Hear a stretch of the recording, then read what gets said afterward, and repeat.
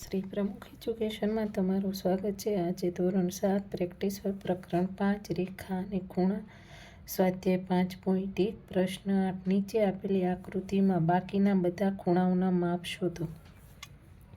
તો અહીંયા આપણે સૌપ્રથમ તો પહેલામાં તો કે એ ઓ અને સી નું માપ શોધવાનું, બરાબર। તો આપણે ખબર હોવી જોઈએ કે આ આખો હોય, આખો કેટલાનો હોય તો કે 180 નો હોય, બરાબર। તો આપણે 180 છે, 180 અંશમાંથી તો આપણે 25 બાદ કરી નાખીએ, બરાબર। તો આપણે કેટલા મળે તો કે 150। તો આ ખૂણો કયો આવ્યો તો કે આ આપને મળે 150।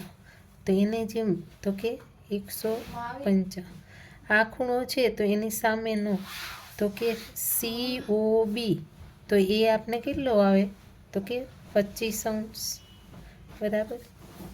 અને આ તો આની સામેનો આવ્યો એટલા માટે તો કે 155 અંશનો, બરાબર।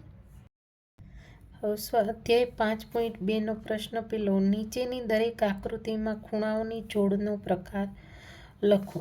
તો અહીંયા આપણે જોડના પ્રકાર લખવાનો છે।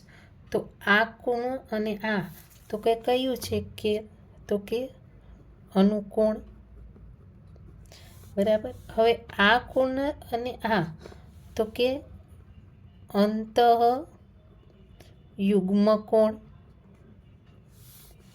ત્રીજામાં તો કે સામસામેના આવે છે તો કે આવે તો કે છેદિકાથી એક જ બાજુના અંતઃ કોણ।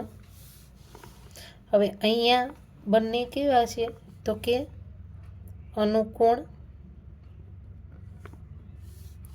જ્યારે અહીંયા આપણે ખબર છે અંતઃ યુગ્મ કોણ, અને અહીંયા તો કે રેખિક એક જ જોડમાં આવે, બરાબર। તો કે રેખિક જોડના ખૂણા,